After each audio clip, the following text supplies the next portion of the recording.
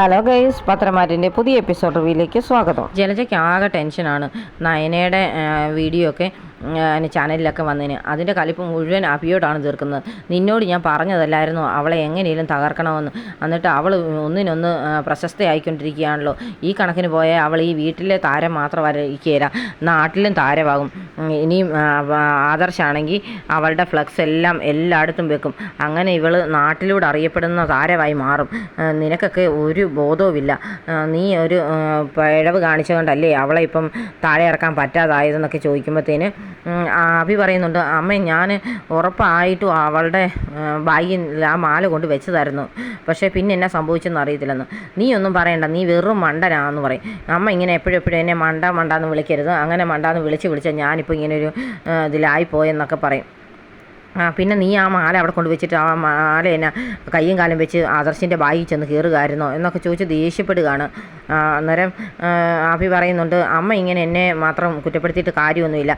അമ്മ എത്രയോ പ്രാവശ്യം അവളുമാരെ പുറത്താക്കാനായിട്ട് എന്തെല്ലാം കാര്യങ്ങൾ ചെയ്തു, എന്നിട്ട് എന്തെങ്കിലും കാര്യങ്ങൾ നടന്നോ?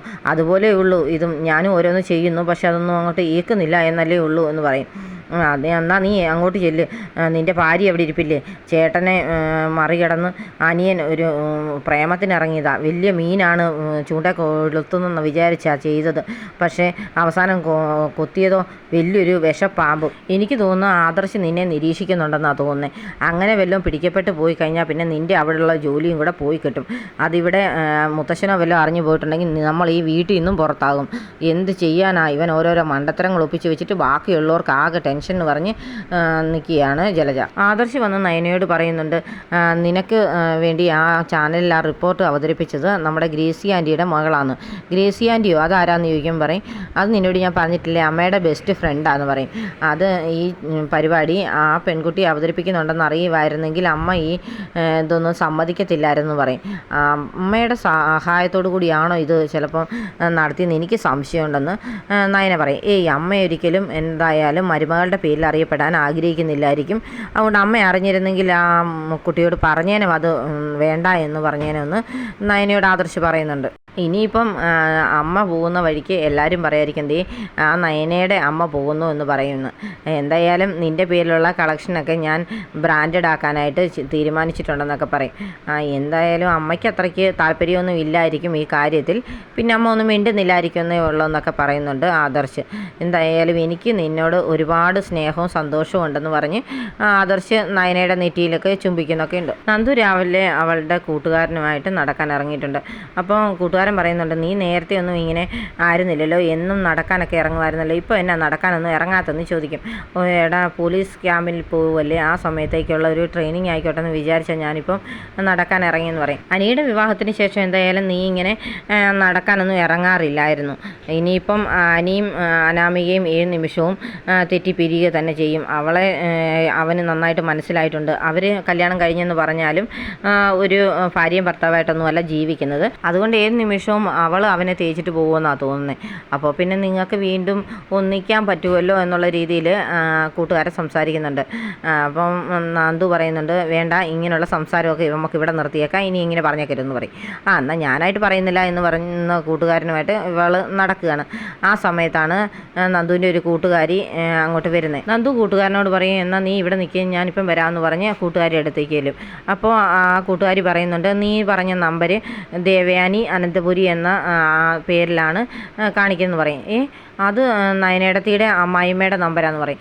അതെന്താ പിന്നെ നയനേടത്തിക്ക് ആ നമ്പർ അറിയത്തില്ലായിരുന്നു എന്ന് ചോദിക്കും. അതറിയത്തില്ല എന്ന് പറയും. നീ എന്നാലും ശരിക്കും നോക്കിയെന്ന് പറയും. ഞാൻ നോക്കി, അനന്തപുരിയിൽ ദേവയാനി എന്നുള്ള പേര് തന്നെയാണ് ആ സിം എടുത്തിരിക്കുന്നത്. ഇനിയിപ്പോൾ അവരുടെ പേര് വേറെ ആരുടെ സിം എടുത്തിരിക്കുന്നതാണോ എന്നൊന്നും എനിക്കറിയത്തില്ല എന്ന് പറയും. എന്നാൽ ശരി എന്ന് പറഞ്ഞ് ആ കൂട്ടുകാരി അങ്ങ് പോകുന്നുണ്ട്. നയന രാവിലെ എണീറ്റ് കുളിയൊക്കെ കഴിഞ്ഞ് ഒരുങ്ങി റൂമിലേക്ക് വരുമ്പോഴത്തേന് ആദർശ് എഴുന്നേറ്റിട്ടില്ല. 6 മണി കഴിഞ്ഞല്ലോ, എന്നിട്ടും ആദർശൻ ഇപ്പോൾ എഴുന്നേൽക്കാറില്ല, നടക്കാനൊന്നും പോകാറില്ലല്ലോ എന്നൊക്കെ ഇങ്ങനെ ആത്മകഥ പറഞ്ഞുകൊണ്ടാണ് ഇരിക്കുന്നത്. ആ സമയത്ത് നയനയ്ക്ക് ഒരു ഫോൺ കോൾ വരുന്നു. അപ്പോൾ ആദർശ് എഴുന്നേറ്റിരിക്കും, ആരാ ഈ നേരം വെളുത്തപ്പോഴേ വിളിച്ച് ഡിസ്റ്റർബ് ചെയ്യുന്നെന്ന്. അത് നേരം വെളുത്തിട്ടൊന്നുമല്ല, 6:30 കഴിഞ്ഞ് എഴുന്നേൽക്കുന്നില്ലേ ആദർശേട്ടൻ എന്ന് പറഞ്ഞിട്ട് ഫോൺ എടുത്ത് നോക്കുമ്പോൾ പറയും നന്ദുവാ, അവൾ ക്യാമ്പിലേക്ക് പോകുന്നതിന് മുമ്പ് ഇപ്പം നടക്കാനൊക്കെ ഇറങ്ങുന്നുണ്ട്, അപ്പോൾ ആ നടക്കുന്നതിനിടെ വിളിച്ചതായിരിക്കും എന്ന് പറയും. എന്നിട്ട് നന്ദു മോളെ എന്നൊക്കെ വിളിച്ച് സംസാരിക്കുമ്പോഴത്തേന് നന്ദു ചോദിക്കും, ചേച്ചിക്ക് ചേച്ചിയുടെ അമ്മായിയമ്മയുടെ നമ്പർ അറിയത്തില്ലേന്ന് ചോദിക്കും. അതെന്താ മോളെ നീ അങ്ങനെ ചോദിച്ചെന്ന് നയനെ ചോദിക്കുന്നുണ്ട്. അതല്ല ചേച്ചി എൻ്റെ കയ്യിൽ നോക്കാൻ പറഞ്ഞ് ഏൽപ്പിച്ചിരുന്ന നമ്പറിൻ്റെ ഉടമ ദേവയാനി അനന്തപുരി എന്നുള്ള പേരിലുള്ള സിമ്മായിരുന്നു പറയും. എന്ന് ചോദിച്ച് നയന ശരിക്കും ഞെട്ടിത്തെറിക്കുന്നുണ്ട്. അന്നേരം ഈ ആകാൻ വഴിയില്ലല്ലോ എന്നൊക്കെ പറയും. ഇല്ല അത് തന്നെയാണ് എന്നോട് എൻ്റെ ഫ്രണ്ട് പറഞ്ഞെന്ന് പറയും. എന്നാൽ ശരി മോളെ, ഇത് നീ ആരോടും പറയുമൊന്നും വേണ്ടെന്ന് പറയും. നന്ദു പറയുന്നുണ്ട്, ഭാവിയിലെ സബ് ഇൻസ്പെക്ടറാണ് ഞാൻ, എന്തെങ്കിലും ഇൻവെസ്റ്റിഗേഷൻ നടത്തണമെങ്കിൽ ഞാൻ ചെയ്തേക്കാം എന്നൊക്കെ പറയും. വേണ്ട, നീ ആയിട്ടൊന്നും ചെയ്യണ്ട, ഇതെല്ലാം ഞാൻ തന്നെ ഇൻവെസ്റ്റിഗേറ്റ് ചെയ്ത് കണ്ടുപിടിച്ചോളാമെന്ന് പറഞ്ഞ് നയനെ അങ്ങ് ഫോൺ വെക്കും. അമ്മയുടെ നമ്പരാണ് ഇതെങ്കിൽ അമ്മ എന്തുകൊണ്ടാണ് ഇങ്ങനെയൊക്കെ ചെയ്തതെന്ന് കണ്ടുപിടിക്കുക തന്നെ വേണം. മനസ്സിൽ സ്നേഹം ഒളിപ്പിച്ചിട്ട് പുറമെ ഗൗരവം കാണിക്കുന്നതാണോ എന്നൊന്ന് കണ്ടുപിടിക്കണമല്ലോ എന്ന് മനസ്സിൽ പറഞ്ഞുകൊണ്ടാണ് ദേവയാനി അടുക്കളയിൽ നിൽക്കുന്നിടത്തോട്ട് നയന ചെല്ലുന്നത്. ദേവയാനി അടുക്കളയിൽ പാചകത്തിലാണ്. അപ്പം ഹെൽപ്പിനായിട്ട് ഒരു വേലക്കാരിയുണ്ട്, മീനാക്ഷി എന്ന് പറയുന്ന വേലക്കാരിയുണ്ട്. അന്നേരം ദേവയാനിയെ നോക്കി നയന ഇങ്ങനെ നോക്കി ചിരിച്ചുകൊണ്ട് നിൽക്കുകയാണ്. അപ്പോൾ തിരിഞ്ഞ് വരുമ്പോഴത്തേന് ദേവയാനി കാണുന്നുണ്ട് നയന ചിരിച്ചുകൊണ്ട് നിൽക്കുന്നത്. അപ്പം ദേവയാനിക്ക് എന്തോ ഒരു സംശയമൊക്കെ തോന്നുന്നുണ്ട്. പക്ഷേ എന്നിട്ട് ദേഷ്യപ്പെട്ട് തന്നെയുള്ള പരുവത്തിൽ ചോദിക്കും, നീ എന്താ ചിരിക്കുന്നത്? ഒന്നുമില്ല, ഞാൻ മീനാക്ഷി ചേച്ചി എപ്പം വന്നെന്ന് അറിയാനായിട്ട് വന്നാന്ന് പറയും. അന്നേരം ആ വേലക്കാരി പറയുന്നുണ്ട്, മോളെ ഞാൻ നേരത്തെ വന്നായിരുന്നു, ഈയിടെയൊന്നും ഞാൻ വരുന്നില്ലായിരുന്നല്ലോ, ഭർത്താവിന് വയ്യാതിരുന്നുണ്ട്. വന്നില്ലായിരുന്നെങ്കിലും ഇവിടുന്ന് ശമ്പളമൊക്കെ കൃത്യമായിട്ട് തരുന്നുണ്ടായിരുന്നു, അതുകൊണ്ടൊരു അനുഗ്രഹമായിരുന്നൊക്കെ പറയും. അപ്പോൾ ദേവയാനി പറയും, ഇവളെ അങ്ങോട്ട് ഹെൽപ്പ് ചെയ്തെന്നാലും അവൾക്ക് ഇങ്ങോട്ടുള്ള ആ നന്ദിയൊന്നും ഇല്ലായിരുന്നു, ഇവൾക്ക് വരാൻ പറ്റുന്ന സമയത്ത് പോലും ഇങ്ങോട്ട് വന്നൊന്ന് ഹെൽപ്പ് ചെയ്തിട്ടൊന്നും ഇല്ലായിരുന്നൊക്കെ ദേവയാനി പറയും. അത് പിന്നെ മോളെ, ഞാൻ ഈ പ്രാവശ്യം വന്നപ്പോൾ ഞാൻ ശരിക്കും അത്ഭുതപ്പെട്ടു പോയി. നേരത്തെ ഞാൻ ഇവിടെ ജോലിക്കൊക്കെ വരുന്ന സമയത്ത് ദേവയാനി ചേച്ചി മാത്രം അടുക്കളയിലോട്ട് വരാറേ ഇല്ലായിരുന്നു. പിന്നെ ജലജ ചേച്ചിയും ജാനകി ചേച്ചിയാണ് വന്നുകൊണ്ടിരുന്നതെന്ന് പറയും. അപ്പോഴത്തേന് ദേവയാനി പറയും, ഞാൻ നേരത്തെ കയറത്തൊന്നും ഇല്ലായിരുന്നു, പക്ഷേ ഈ അടുക്കളയിൽ കാച്ചി വെച്ചിരുന്ന ഒരു ഗ്ലാസ് പാല് കുടിച്ചാണ് ഞാൻ എൻ്റെ ജീവിതം അവസാനിക്കുന്ന പരുവത്തിലേക്ക് പോയത്. അതുകൊണ്ട് എനിക്കാരും വിശ്വാസമില്ല, എനിക്ക് എൻ്റെ ആഹാരം ഞാൻ തന്നെ പാചകം ചെയ്യുന്ന ഇഷ്ടം. അതുകൊണ്ട് ഞാൻ ഇനി തീരുമാനിച്ച് അടുക്കള ഭരണം ഞാൻ തന്നെ അങ്ങ് ഏറ്റെടുത്തേക്കാമെന്ന് തീരുമാനിച്ചത് കൊണ്ട് മാത്രമാണ് ഇപ്പം ഞാൻ അടുക്കളയിൽ കയറുന്നെന്ന് പറയും. അത് കേൾക്കുമ്പോൾ നയനയ്ക്ക് ചെറുതായിട്ടൊക്കെ സങ്കടം വരുന്നുണ്ടെങ്കിലും നയന ഇങ്ങനെ നോക്കി നിൽക്കുകയാണ് ദേവയാനിയെ. അപ്പോൾ ദേവയാനിക്ക്, നീ എന്തിനാ ഇവിടെ നിൽക്കുന്നത്? എനിക്ക് നിൻ്റെ മുഖം ഇങ്ങനെ കണ്ടുകൊണ്ടിരിക്കുന്ന ഇഷ്ടമില്ലെന്ന് പറഞ്ഞിട്ടില്ലേ, അതുകൊണ്ട് നീ ഇവിടുന്ന് പൊക്കോളാൻ പറയും. അല്ല, ഞാൻ മീനാക്ഷി ചേച്ചിയെ നോക്കി ചിരിച്ചുകൊണ്ട് നിന്നാന്ന് പറയാം. എന്നാൽ ഇവിടെ ഒന്ന് ചിരിക്കൊന്നും വേണ്ട, പോകാൻ പറഞ്ഞ് ദേവയാനി നയനെ അങ്ങ് പറഞ്ഞു വിടും. അന്നേരം നയനെ പുറത്തിറങ്ങി നിന്നിട്ടും ചിരിച്ചുകൊണ്ട് തന്നെയാണ് പോകുന്നത്. അന്നേരം നയന പോയി കഴിയുമ്പോഴത്തേന് ഒരുപാട് സന്തോഷത്തോടെ സ്നേഹത്തോടെ നയന പോയെടുത്തോട്ട് നോക്കി നിൽക്കുകയാണ് ദേവയാനി. മീനാക്ഷി ദേവയാനിയോട് പറയുന്നുണ്ട്, ആ കൊച്ച് എന്തായാലും നല്ല പെൺകുട്ടിയാണ്, അത് ആരെയും ദ്രോഹിക്കുന്ന സൈസിലുള്ള ഒന്നും അല്ലെന്ന്. നീ നിൻ്റെ കാര്യം അങ്ങ് നോക്കിയാൽ മതി, അല്ലെങ്കിൽ നിൻ്റെ ഇപ്പോഴത്തെ ജോലി തന്നെ ഞാൻ വേണ്ടെന്ന് വെപ്പിക്കും, അവളെ സപ്പോർട്ട് ചെയ്ത് ഇവിടെ നിൽക്കാമെന്ന് വിചാരിക്കേണ്ട എന്നൊക്കെ പറയും. നയന റൂമിലേക്ക് പോകുമ്പോഴും നയനയുടെ ചിന്ത എങ്ങനെയാണ് ദേവയാനിക്ക് സ്നേഹമുണ്ടോ ഇല്ലയോ എന്ന് തിരിച്ചറിയുന്നത്, അതിനെന്ത് പരീക്ഷണമാണ് നടത്തേണ്ടതെന്നൊക്കെ വിചാരിച്ചാണ് പോകുന്നത്. എന്നിട്ട് റൂമിൽ ചെല്ലുമ്പോഴത്തേന് ആദർശ് പോകാനായിട്ട് ഒരുങ്ങി ഇറങ്ങുകയാണ്. അപ്പോൾ ആദർശ് ചോദിക്കും, നീ ഓഫീസിലേക്ക് വരുന്നില്ലേ എന്ന്. ഞാൻ ഇന്ന് വരുന്നില്ല ആദർശേട്ടാ, എനിക്കൊരു തലവേദന പോലെയെന്ന്. ആണോ, നമുക്ക് ഹോസ്പിറ്റലിൽ പോകാമെന്ന് പറഞ്ഞ് ആദർശ് ഇറങ്ങുന്നുണ്ട്. വേണ്ട, ഹോസ്പിറ്റലൊന്നും പോകണ്ട, എനിക്കൊന്ന് കിടന്നാൽ മതിയെന്ന് പറയും.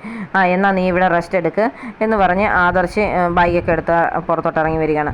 അപ്പോൾ ആ സമയത്താണ് ദേവയാനി ആദർശിനുള്ള ചായയായിട്ട് മേലിലോട്ട് കയറി വരുന്നത്. നീ ചായ കുടിച്ചിട്ട് പോവും, അവൾ ഇനി അവൾ തമ്പുരാട്ടി കളിച്ച് മുറിയിലിരിക്കുകയാണോ, ഞാൻ ഇനി ചായ അവൾക്ക് മുറി കൊണ്ട് കൊടുക്കണോ എന്നൊക്കെ ദേവയാനി ദേഷ്യപ്പെട്ട് ചോദിക്കുന്നുണ്ട്.